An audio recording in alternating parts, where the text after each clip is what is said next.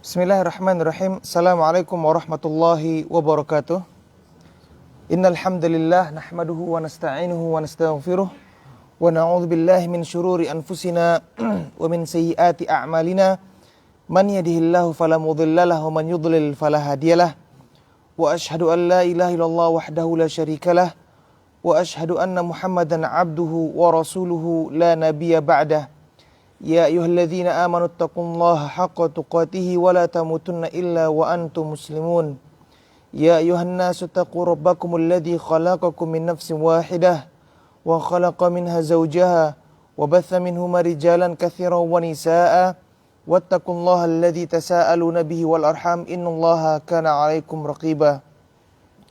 Ya ayyuhalladzina amanu taqullaha wa qulu qawlan sadida yuslih lakum a'malakum wa yaghfir lakum dhunubakum wa man yuti'illaha wa rasulahu faqad faza fawzan 'azima. Amma ba'du fa inna asdaqal hadithi kitabullah wa khairul huda huda Muhammad sallallahu alaihi wasallam wa syarrul umuri muhdatsatuha fa inna kulla muhdatsatin bid'ah wa kulla bid'atin dhalalah wa kulla dhalalatin finnar. Ma'asyiral muslimin ikhwati fillah, a'azzani Allah wa iyyakum. Alhamdulillah, segala puji dan syukur kepada Allah Subhanahu wa taala yang telah memberikan kita kesempatan untuk bertemu kembali di masjid yang mulia ini.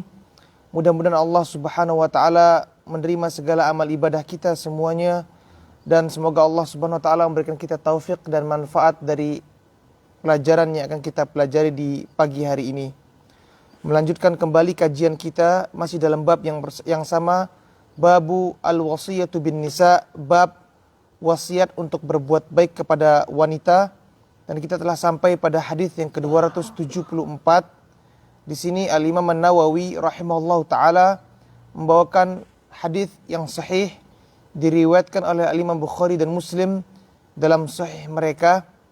Yaqul Al-Imam Nawawi berkata, wa an Abdullah bin Zam'ah radhiyallahu anhu annahu sami'a an-nabiy sallallahu alaihi wasallam yakhthub wa dzakara an-naqata walladhi aqraha faqala Rasulullah sallallahu alaihi wasallam idzin ba'atha ashqaha in ba'atha laha rajulun azizun 'arimun mani'un fi rahtihi thumma dzakara an-nisaa fawa'adha fihinna faqala ya'midu ahadukum fayajridu imra'atahu jaldal 'abdi fala'allahu yudaji'uha min akhir yawmihi thumma wa'adhahum fi dhahikihim min ad-dartati faqala lima yadhaku ahadukum mimma yaf'al muttafaqun alaih wal 'arimu bil 'ainil muhmalah war ra' huwa asy-syarirul mufsid wa qawluhu ba'atha ay qama bisur'ah. Jadi hadirin dirahmati Allah Subhanahu wa taala, hadis ini masih berkaitan dengan wasiat Rasulullah sallallahu alaihi wasallam untuk berbuat baik kepada istri-istri kita, di mana Rasulullah SAW ketika memberikan wasiat kepada para sahabatnya, maka Rasulullah SAW akan berkhutbah di hadapan para sahabatnya. Dan di sini disebutkan oleh Abdullah bin Zam'ah bahwasanya ia mendengar Rasulullah pernah berkhutbah. Dan khutbah Rasulullah SAW ada dua macam. Khutbah Rasulullah ada dua macam. Yang pertama, khutbah yang merupakan rutin atau khutbah ratib. Khutbun ratibun. Jadi khutbah yang merupakan rutinitas Rasulullah SAW seperti khutbah Jumat, khutbah Id, khutbah ketika salat istisqa, ya, dan lainnya. Ini merupakan khutbah yang merupakan khutbah rutin berkaitan dengan atau berulang-ulang seiring berkembalinya waktu tersebut. Ada yang namanya khutbah arid, khutbah Rasulullah SAW yang disampaikan oleh beliau yang memiliki sebab, baik itu karena berada di suatu tempat, karena sebab suatu alasan, atau karena berkaitan dengan keadaan. Dan di sini khutbah yang disampaikan oleh Rasulullah SAW ini berkaitan karena beliau sallallahu alaihi wasallam sedang menaiki unta, disebutkan oleh para ulama. Sehingga Rasulullah sallallahu alaihi wasallam menyinggung hal yang berkaitan dengan seekor unta. Di sini Rasulullah SAW menyebutkan wa dzakaran naqata walladzi aqaraha, dan Rasulullah menyebutkan tentang perihal unta yang disembelih oleh kaumnya Nabi Saleh. Ya. Dan Rasulullah SAW membacakan firman Allah, idzim ba'atha ashqaha. Jadi ketika unta wanita tersebut atau unta betina itu disembelih oleh orang yang berasal dari kaumnya Nabi Saleh, dan disebutkan di sini dengan lafaz ashqaha, orang yang paling merugi, orang yang paling buruk. Kenapa demikian? Karena orang tersebut telah melanggar larangan yang disampaikan oleh Nabi Saleh untuk tidak menyembelih unta betina tadi tersebut. Dan kisah ini tertuang dalam beberapa ayat di dalam Al-Quran. Ya, dan di antaranya ayat ini, idzim ba'atha ashqaha. Orang yang menyembelih unta ini bersegera dan bergegas untuk menyembelih unta tersebut. In ba'atha laha rajulun azizun. Dan orang yang menyembelih ini adalah orang yang memiliki kedudukan tinggi di kalangan kaumnya Nabi Saleh. Arimun mani'un fi rohtihi. Orang yang memiliki perangai yang buruk. Orang yang kerjaannya itu membuat kerusakan sana sini dengan akhlak dan perangainya dan sikapnya yang begitu buruknya. Jadi Rasulullah SAW ketika di setiap kesempatan beliau berkhutbah, maka Rasulullah SAW berkhutbah sesuai dengan tema atau sesuai dengan keadaan yang berada di sekeliling beliau SAW. Dan seperti itulah seorang yang berdakwah di jalan Allah Subhanahu wa taala. Ketika dia berdakwah, maka dia harus juga memperhatikan sekelilingnya. Siapa orang yang dia dakwahkan. Materi apa yang sesuai dengan mereka. Materi apa yang cocok dengan mereka. Karena tidak setiap orang itu ya bisa menerima materi yang sama. Ada orang yang mungkin baru sebagai seorang yang baru pemula belajar Islam. Ada orang yang sudah mumpuni belajar Islamnya. Sehingga materi-materi yang disampaikan kepada mereka tentu saja harus sesuai dengan keadaan dan kondisi mereka. Taib. Setelah Rasulullah SAW memberikan wasiat kepada orang-orang atau kepada sahabat beliau tentang masalah unta, dan disebutkan oleh para ulama, ketika kita menjelaskan tentang masalah unta, maka ada beberapa hal juga yang perlu kita sampaikan berkaitan dengan unta. Di antaranya adalah ketika seseorang itu memakan daging unta, maka dia batal wudunya. Dan dia diharuskan untuk apa? Berwudu lagi ketika ingin hendak untuk sholat. Bagi teman-teman, bapak-bapak di sini dan ibu-ibu yang melihat pengajian ini, maka barang siapa yang memakan daging unta, baik itu dibakar, baik itu direbus, baik itu digoreng, ataupun dimakan mentah misalnya, maka ketika memakan daging unta, itu membatalkan wudhu kita, dan kita diperintahkan untuk berwudhu lagi ketika ingin hendak untuk salat. Berbeda dengan susu unta, maka susu unta tidak kita diwajibkan untuk berwudhu lagi. Artinya apa? Ketika seseorang itu meminum susu unta, wudhunya tidak batal. Akan tetapi jikalau dia ingin wudhu untuk salat, maka itu yang lebih baik. Dalilnya apa? Ketika Rasulullah SAW memerintahkan orang-orang yang berasal dari Uraniyin, orang-orang yang berasal dari kampung Uraniyin, yang datang kepada Rasulullah SAW untuk meminta resep atau tips untuk mengobati sakit perut mereka. Maka Rasulullah SAW memerintahkan mereka untuk meminum susu unta dan juga kencing unta. Nah, hadis ini sahih, diriwayatkan oleh Imam Bukhari dalam kitab sahihnya. Maka dikecualikan dari seluruh hewan-hewan yang halal dimakan dagingnya, maka kencing unta, dan ini menjadi pengobatan yang juga banyak dilakukan oleh orang-orang yang tinggal di Timur Tengah.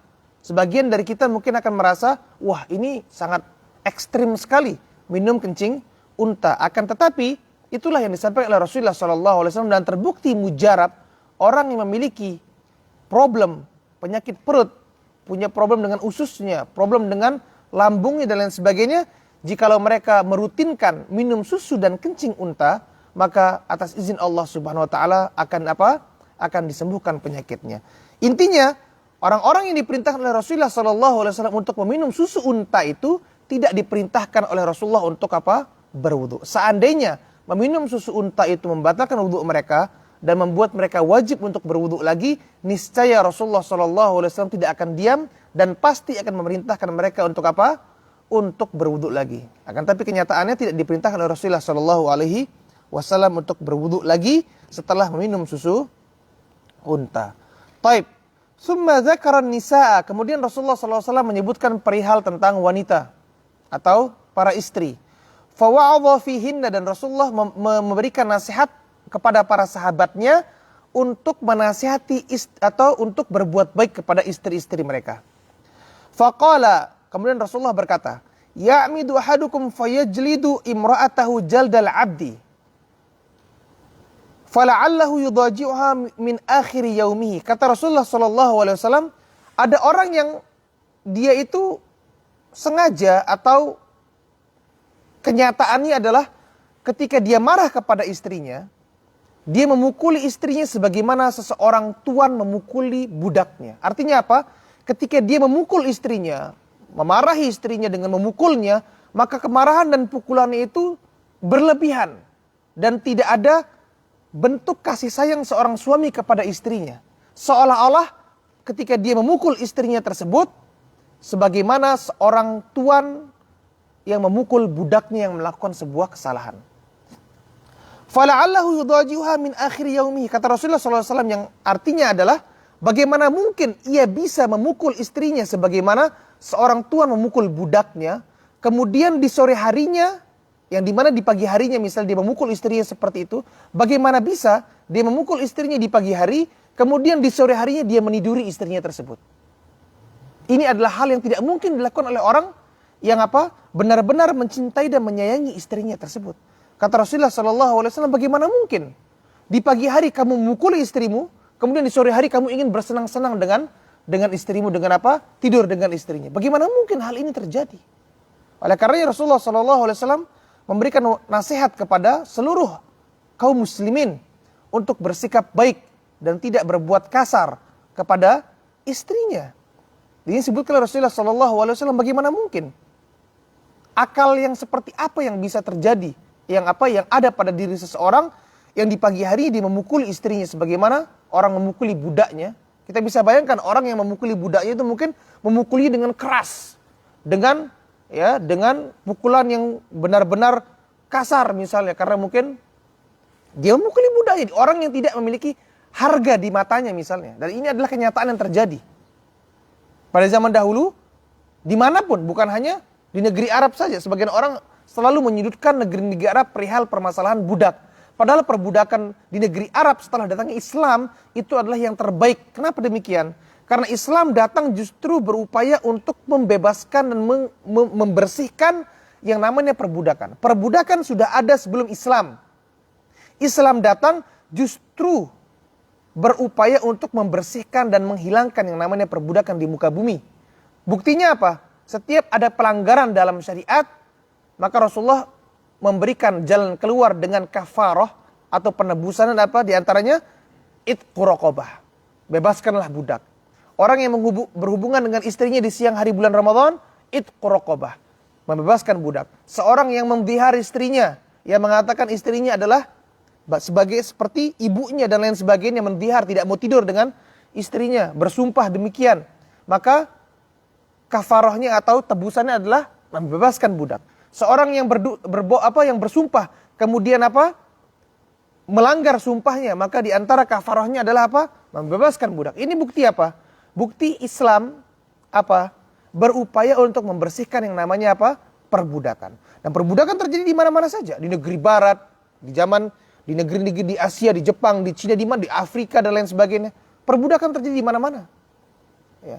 Dan seseorang ketika dia bersikap kepada budak tersebut, maka bersikap dengan sikap yang sangat kasar dan sangat tidak manusiawi. Nah, di sini diibaratkan oleh Rasulullah SAW, bagaimana bisa engkau sebagai seorang laki-laki memukuli istrimu di pagi hari dengan begitu kasarnya, kemudian di sore hari kamu ingin bersenang-senang dengan dia. Maka ini bukan bentuk kasih sayang dan cinta seorang lelaki kepada istrinya. Taib. Thumma wa'adhahum fi dhahikihim min ad-dartah. Kemudian Rasulullah sallallahu alaihi wasallam memberikan nasihat kepada mereka tentang tertawanya mereka karena sebab kentut, dan ini banyak terjadi, ya. Faqala lima yadhaku ahadukum mimma yaf'al. Kata Rasulullah, kenapa kalian ketawa dari hal yang ia perbuat? Maksudnya di sini apa? Disebutkan oleh para ulama, kentut adalah suatu hal yang dilakukan oleh setiap orang. Tidak ada orang yang tidak kentut dalam hidupnya. Iya apa tidak? Semua orang pasti kentut. Sebagaimana semua orang pasti bersin. Semua orang pasti batuk. Ya, ketika misalnya ada debu yang masuk. Semua orang pasti tidur. Semua orang pasti ingin buang air dan lain sebagainya. Ini adalah hal yang terjadi kepada setiap orang. Maka kalau ada hal-hal yang kita juga melakukannya, kemudian orang tersebut itu melakukannya di hadapan kita misalnya karena tidak sengaja, maka tidak boleh kita mencela dia. Dan di sini tertawa merupakan bentuk apa? Celaan dan bentuk apa? Ejekan yang terjadi di zaman tersebut. Maksud Rasulullah SAW, kalian juga kentut sebagaimana dia kentut. Maka jangan kalian ketawakan atau kalian ejek atau jelek-jelekkan dia. Kecuali kalau orang tersebut, dan ini juga kembali disebut oleh para ulama, ini kembali kepada adat istiadat yang terjadi di kalangan orang-orang tersebut. Kalau memang kentut itu dirasa sangat-sangat tidak baik dan tidak etis, maka seupayanya kita berusaha untuk menghindar dan pergi. Tapi toh kalau misalnya tidak tertahan dan kemudian terjadi karena tidak sengaja seseorang itu buang air atau buang angin di hadapan teman-temannya misalnya karena hal yang tidak bisa ia tahan, maka teman-temannya tersebut, sikap kita kepada orang yang berbuat seperti itu jangan kita cela. Karena kentut sebagaimana bersin itu adalah hal yang juga dilakukan oleh setiap orang yang lainnya, maka tidak pantas kita mencela orang karena melakukan sesuatu yang kita juga melakukannya dalam hidup kita. Ini berlaku kepada setiap hal yang kita kerjakan dalam kehidupan kita. Itu dia hadis yang pertama. Hadis yang kedua, hadis yang sahih diriwayatkan oleh Imam Muslim dalam kitab sahihnya. Kembali lagi saya ingatkan tentang tingkatan dari derajat hadis sahih. Maka sahih Muslim merupakan hadis yang memiliki derajat paling sahih, ranking keempat dalam urutan derajat hadis yang sahih. Urutan yang pertama adalah hadis yang disepakati kesahihannya oleh Imam Bukhari dan Muslim dengan narasi yang sama. Dan ini disebutkan oleh para ulama dengan istilah muttafaqun alaih. Disepakati kesahihannya dan kebetulan Al-Imam Bukhari dan Muslim meriwayatkannya dengan narasi yang sama, dengan konteks lafadz yang sama. Kemudian tingkatan yang kedua adalah hadis yang diriwayatkan oleh Al-Imam Bukhari dan Muslim dengan narasi yang sedikit berbeda. Biasanya para ulama menyebutkan dengan istilah rawahul Bukhari dan Muslim. Diriwayatkan oleh Bukhari dan Muslim. Adapun muttafaqun alaih diriwayatkan oleh Bukhari dan Muslim dan dengan narasi dan konteks hadis yang sama. Ini derajat yang paling sahih. Kemudian nomor 3 adalah man farada bihil Bukhari. Hadis yang diriwayatkan oleh Imam Bukhari sendirian. Jadi kebetulan hanya Imam Bukhari yang meriwayatkan hadis tersebut dengan lafadz tersebut. Kemudian man farada bihi Muslim, hadis yang diriwayatkan sendiri konteksnya tersebut oleh Al-Imam Muslim. Taib. Apa kata Al-Imam Nawawi? Wa an Abi Hurairah radhiyallahu an, dari Abu Hurairah radhiyallahu an, qala Rasulullah sallallahu alaihi wasallam, Rasulullah sallallahu alaihi wasallam bersabda, la yafraqul mu'minu mu'minatun in kariha minha khuluqan radiya minha akhar au ghairahu. Kata Rasulullah sallallahu alaihi wasallam, la yafraqu. Yafraqu ay yaghdabu atau yubghidu. Tidaklah pantas seseorang itu membenci. Mu'minun mu'minatun, mu'minatan. Tidaklah pantas seorang mukmin membenci seorang mukminah. Artinya apa? Tidaklah pantas seorang suami membenci istrinya. In kariha minha khuluqan.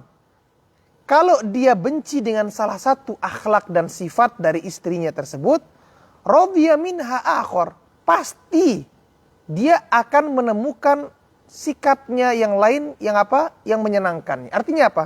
Ketika seorang itu menikah dengan seorang wanita, kita taruhlah, kita buat list dari sikap atau dari perangai perempuan atau istri kita tersebut.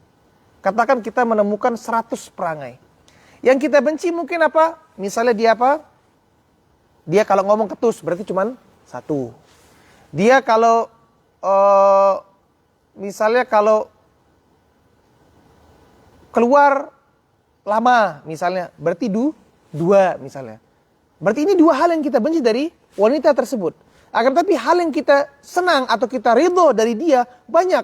Kalau kita pulang kerja, kopi sudah siap. Makanan sudah siap. Kalau kita mau berangkat kerja, pakaian sudah disetrikakan.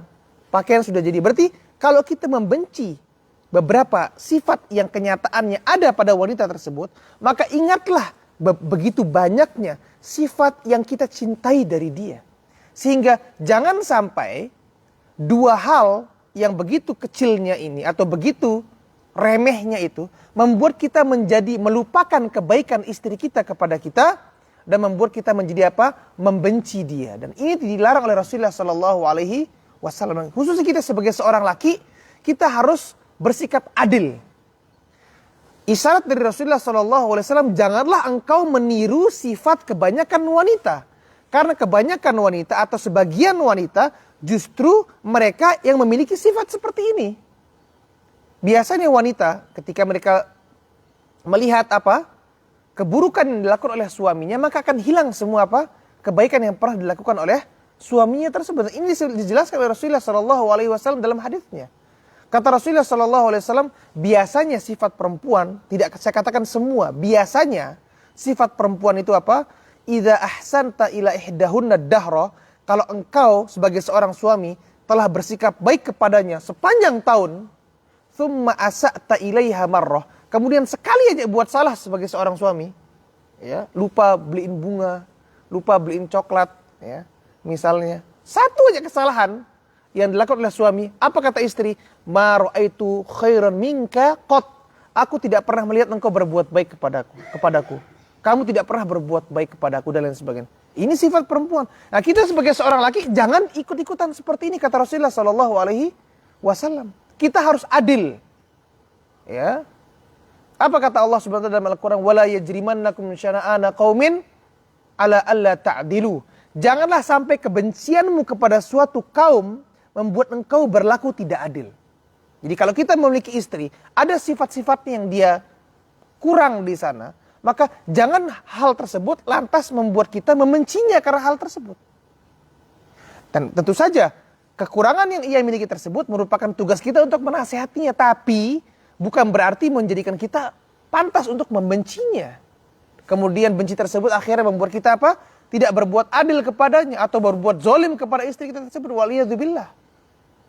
Maka rasa tidak suka kita kepada sikap istri kita tersebut haruslah membuat kita menjadi adil, tetap membuat adil atau menjadikan kita berbuat adil dan berbuat baik kepadanya.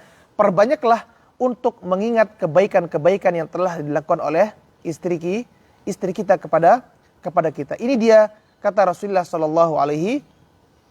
Seperti itulah kita hadirin dirahmati Allah Subhanahu wa taala. Banyak kita lihat yang terjadi di kalangan kita. Ketika istri buat salah satu, maka kemarahan suami tersebut begitu meluapnya dan seolah-olah tidak terkontrol. Maka pentingnya kita untuk apa? Untuk sering-sering melihat kebaikan dari istri kita, ya. Setiap hari dia melayani kita, menyiapkan pakaian kita, mengurus anak-anak kita, menyediakan makanan bagi kita. Jangan sekali misalnya telat membuat kopi kemudian apa? Ngamuk, marah, banting piring, banting ini dan lain sebagainya. Hanya sekali kesalahan misalnya, ya. Berikan ia uzur, ya, akan tapi tetap kita arahkan dan kita berbicara dengan cara yang baik dan nasihati dia dengan cara yang baik. Kewajiban kita sebagai seorang suami untuk memiliki istri yang apa? Melayani suaminya untuk mendapatkan ridho dari suaminya. Akan tapi tetap dengan cara yang baik. Taib. Hadirin dirahmati Allah Subhanahu wa taala. Hadis yang terakhir diriwayatkan oleh sahabat Amr bin Ahwas al-Jushami radhiyallahu an, bahwasanya ia mendengar Rasulullah sallallahu alaihi wasallam fi hajjatil wada', dia ikut haji bersama Rasulullah Shallallahu Alaihi Wasallam. Jadi ketika di akhir hayat Rasulullah Shallallahu Alaihi Wasallam, Rasulullah pergi haji bersama kurang lebih 100.000 orang sahabat yang ikut berangkat haji bersama Rasulullah Shallallahu Alaihi Wasallam. Bayangkan, itu kalau Indonesia itu berangkat haji, jamaah haji itu berapa kloter tuh 100.000 itu? Satu kloter berapa orang kira-kira? Kalau ada teman-teman di sini yang tahu, 100.000 orang ini berangkat haji bersama Rasulullah Shallallahu Alaihi Wasallam. Dan di kesempatan tersebut Rasulullah banyak berkhutbah. Rasulullah Shallallahu Alaihi Wasallam banyak berkhutbah. Kenapa demikian? Karena audiens atau hadirin yang datang di sana itu banyak dan merupakan kesempatan untuk menyampaikan perihal-perihal yang penting berkaitan dengan apa? Kehidupan kita sebagai orang-orang yang beriman kepada Allah dan Rasulnya. Fahamidallaha wa ba'da an hamidallaha wa athna alaih. Jadi Rasulullah berkhutbah setelah Rasulullah memuji Allah dengan mengucapkan innal hamdalillah nahmaduhu wa nasta'inuhu wa nastaghfiruh. Nah, ketika setiap kali saya berikan contoh, saya memulai pengajian ini, saya akan menyebutkan innal hamdalillah nahmaduhu wa nasta'inuhu wa nastaghfiruh wa na'udzubillahi min syururi anfusina wa min sayyiati a'malina man yahdihillahu fala mudhill sampai akhirnya wa kullu bid'atin dhalalah wa kullu dhalalatin finnar. Semua yang saya baca dari awal sampai akhir itu, itulah konteks lafaz yang sama yang senantiasa dibaca oleh Rasulullah Shallallahu Alaihi Wasallam setiap kali beliau memulai khutbahnya. Makanya itu disebutkan dengan istilah khutbatul hajah, pembuka dari khutbah Rasulullah Shallallahu Alaihi Wasallam. Maka kalau ada orang yang mencela atau menegur isi dari lafaz tersebut, berarti dia menegur apa yang diucapkan oleh Rasulullah Shallallahu Alaihi Wasallam. Itu bukan merupakan karangan dari seorang dai atau karangan dari seorang penceramah. Itu adalah konteks lafaz yang disampaikan oleh Rasulullah SAW dan terus setiap kali beliau ingin berkhutbah dibaca oleh beliau Shallallahu Alaihi Wasallam. Wa dzakara wa wa'adha. Kemudian Rasulullah SAW menyebutkan beberapa wasiat yang disampaikan kepada kaum muslimin pada saat tersebut. Tsumma qala, kemudian Rasulullah berkata, ala wastausu bin nisa'i khaira. Maka kata Rasulullah SAW, aku wasiatkan kepada kalian untuk berbuat baik kepada istri-istri kalian. Khusus dijadikan satu stage atau satu waktu yang khusus Rasulullah membicarakan tentang bagaimana seseorang itu wajib berbuat baik kepada istrinya. Fa innama huwa awanun indakum laisa tamlikuna minhunna ghairu dzalika illa an ya'tina bi fahishatin mubayyinah. Fa innama huwa awanun. Fa innama huwa awanin indakum. Sesungguhnya mereka itu adalah tawanan bagi kalian. Artinya apa? Seorang wanita kalau dia sudah menikah dengan seorang lelaki, maka dia akan terikat. Nggak bisa lepas lagi dari suami tersebut. Sampai misalnya suaminya itu menceraikannya. Artinya apa? Seorang wanita kalau sudah menikah dengan seorang laki-laki, dia akan terikat, dibawa kemana-mana ikut dengan suaminya tersebut. Seperti seorang yang tertawan. Tidak bisa lagi pergi kemana-mana. Dia punya kewajiban untuk hidup bersama suaminya tersebut. Dia punya kewajiban untuk tinggal bersama suaminya tersebut. Dia punya kewajiban untuk mengikuti suaminya tersebut. Menuruti, mentaati suaminya tersebut. Seperti seorang yang ditawan. Orang yang ditawan akan mengikuti apa yang dipindahkan kepada sel yang lain, dipindahkan ke tempat yang lain, ditawan ke sini, disuruh ini dan sebagainya. Seperti itulah seorang wanita.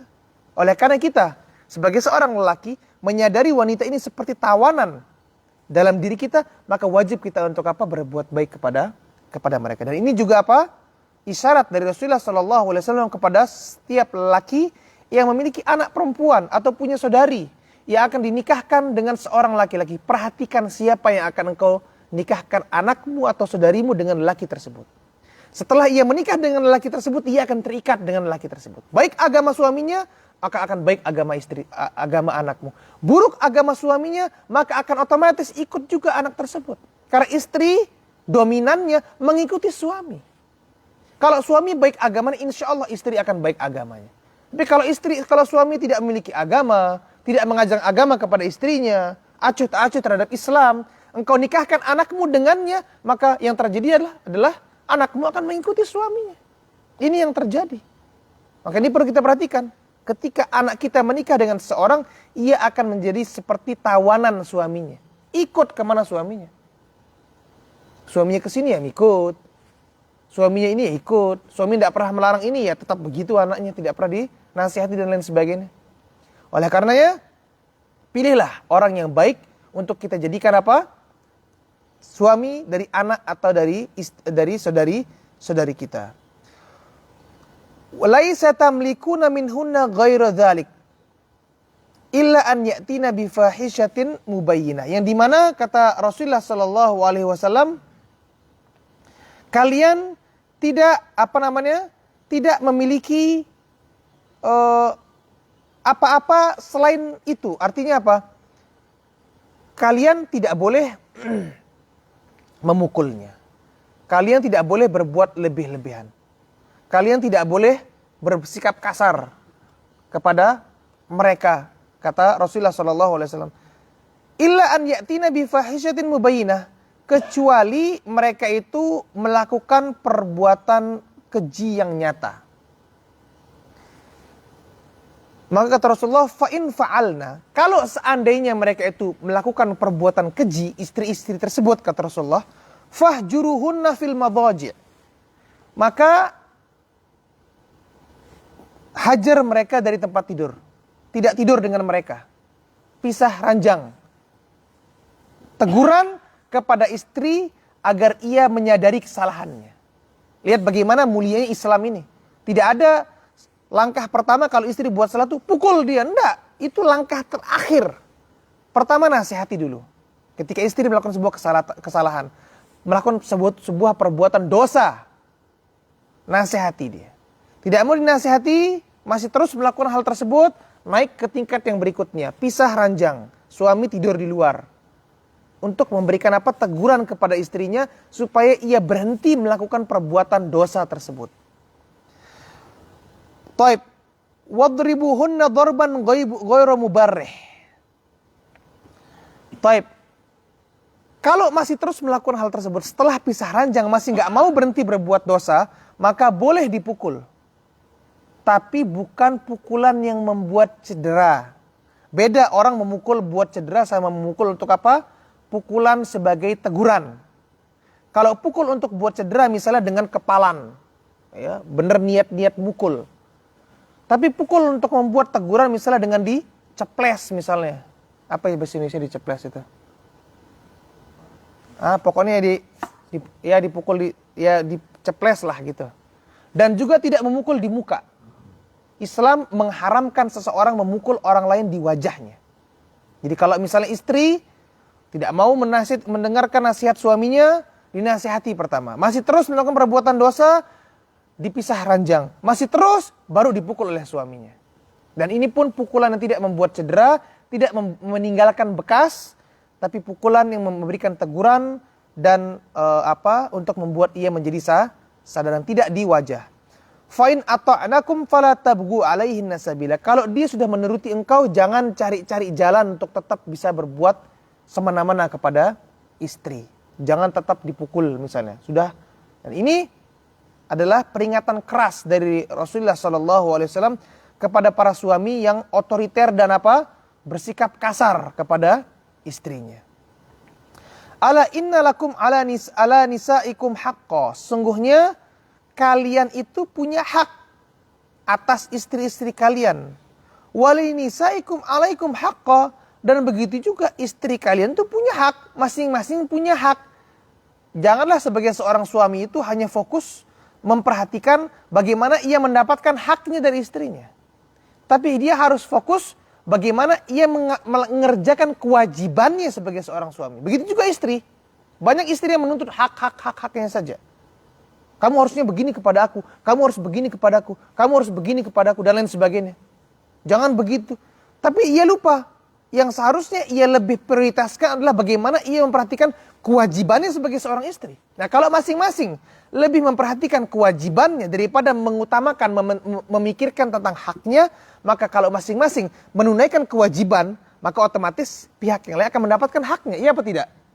Kalau suami fokus kepada kewajibannya sebagai seorang suami, maka istri otomatis akan mendapatkan haknya. Istri juga demikian. Kalau sebagai seorang istri fokus kepada kewajibannya sebagai seorang istri, maka otomatis suami akan mendapatkan haknya. Ketika sang suami mengerjakan kewajiban, artinya apa? Sang istri sedang mendapatkan haknya. Sang istri sedang mengerjakan kewajibannya kepada suaminya, otomatis suaminya sedang mendapatkan apa? Haknya. Seperti itulah. Oleh karenanya, sebagai seorang suami istri harus belajar, mengetahui, belajar Islami apa yang merupakan kewajiban bagi seorang suami. Apa yang merupakan kewajiban sebagai seorang istri, dan semua telah tertera dalam Islam. Diajarkan oleh Rasulullah SAW dengan sebegitu jelasnya. Cuma jadi permasalahan kita tidak belajar. Kita hanya mengikuti apa? Bagaimana tradisi kita, suami ya begini, istri ya begini sebagai tradisi. Tidak mempelajari bagaimana Islam itu mengajarkan sedemikian detailnya hak suami apa, hak istri apa, kewajiban suami apa, kewajiban istri apa. Setelah ia mempelajari dengan begitu detailnya dari Islam, apa-apa yang datang dari tradisi kita, kebudayaan kita, bagaimana istri di Indonesia misalnya, suami di Indonesia, selama itu tidak bertentangan dengan syariat, maka itu baik. Kita dukung adat dan kebudayaan yang itu tidak bertentangan dengan Islam. Di mana kata para ulama menjelaskan tentang kaidah tentang tradisi al-adah muhakkamah. Adat dan kebiasaan-kebiasaan yang terjadi pada suatu kaum itu bisa menjadi hukum yang diperbolehkan dalam Islam selama apa? Tidak bertentangan dengan syariat apa? Syariat yang diturunkan oleh Allah dan Rasulnya. Taib. Hadirin dirahmati Allah Subhanahu wa taala. Taib, fahaqqukum alaihinna alla yuti'na fursyakum min man takrahun. Di antara hak seorang suami kepada istrinya, ini hak suami kata Rasulullah, seorang istri tidak boleh berduaan dengan lelaki yang bukan mahramnya. Di antara hak suami. Wala ya'dzanna fi buyutikum liman takrahun, dan seorang istri tidak boleh memasukkan orang yang tidak disukai oleh suaminya ke rumahnya. Baik itu teman perempuan dari istri tersebut. Nah, ini banyak orang tidak tahu. Misalnya seorang suami, dia punya istri, istrinya ini suka bergaul dengan seorang wanita. Ini mana suami ini nggak senang dengan perempuan tersebut. Kamu jangan main sama dia. Saya takut dia akan memberikan pengaruh yang buruk kepadamu. Tahu-taunya perempuan tersebut malah diundang, diajak masuk, dibawa ke rumahnya oleh sang istri. Misalnya suaminya kerja dari pagi sampai sore. Pagi-pagi jam 10 misalnya, si wanita tersebut datang ke rumah istrinya. Kenapa? Ya, namanya teman. Ngobrol di rumahnya. Tanpa izin suami, haram seorang perempuan memasukkan apa? Seseorang yang tidak disukai oleh suaminya. Maka kata Rasulullah SAW, wala ya'dzanna fi buyutikum liman takrahun. Tidak boleh seorang istri itu memasukkan seorang wanita yang tidak disukai oleh suaminya ke dalam rumahnya. Ini perlu diperhatikan oleh para istri. Ala wa haqquhunna 'alaikum an tuhsinu ilaihinna. Dan di antara hak-hak seorang istri kepada suami, ini hak istri sekarang, adalah seorang suami itu berbuat baik kepada seorang istri. Fi kiswatihinna wa ta'amihinna, baik dalam memberikan ia pakaian atau memberikan ia apa? Makanan. Dan ini adalah bab yang begitu besar, yang dimana seorang suami dan seorang istri harus mempelajari lebih dalam. Bagaimana rumah tangganya Rasulullah SAW, bagaimana Rasulullah bersikap dengan Aisyah, bagaimana Aisyah bersikap dengan Rasulullah SAW, semuanya ada dalam hadis. Kita yang tidak pernah belajar dan tidak mau belajar. Ini problem, sehingga banyak problem rumah tangga yang terjadi karena orang itu lari dari tuntunan Rasulullah SAW bagaimana ia bersikap dalam rumah tangga mereka. Problematika pasti ada. Tidak ada rumah tangga yang selamat dari problem. Bahkan rumah tangga Rasulullah SAW pun ada ya warna-warna problematika, dan di mana itu adalah merupakan apa? Bumbu-bumbu kehidupan kita di dalam dunia ini. Di antaranya istri Rasulullah SAW pernah ngambek. Rasulullah pernah marah kepada istri-istri beliau sampai Rasulullah itu tidur di Masjid Nabawi, tidak pulang ke rumahnya 29 hari. Pernah terjadi. Rasulullah pernah marah kepada istri-istrinya, tidak pulang ke rumah 29 hari Rasulullah SAW.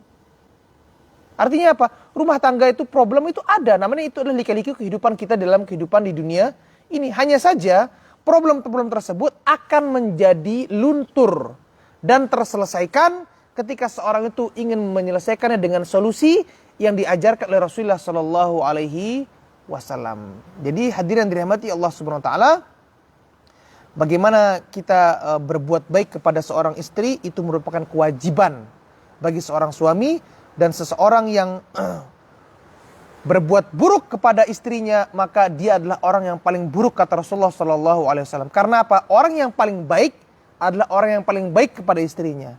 Logikanya apa? Kalau orang yang paling buruk kepada istrinya, maka dia adalah orang yang paling buruk akhlaknya. Kepada istri yang dia cintai, yang tinggal bersama dia, yang tidur bersama dia, yang melayani dia setiap waktu, yang mengurus urusannya dia, yang ada apa-apa kok dia sakit istrinya yang ngurus. Siapa? Teman-teman ada yang mengurus. Antum kalau sakit, yang ini bagi teman-teman orang-orang atau yang selalu mengutamakan teman, apapun itu teman nomor satu teman, istri nomor sekian. Kalau antum sakit, yang ngeroin antum siapa? Yang mijitin antum siapa? Teman antum? Apa istri antum? Ini yang perlu kita perhatikan. Kalau antum sakit, yang buatkan bubur siapa? Yang bantu antum keluar dari tempat tidur misalnya ingin ke toilet siapa? Kalau bukan istri kita yang mencintai kita. Maka ini bagi orang-orang yang selalu mengutamakan teman-teman. Tidak ada masalah kita bergaul.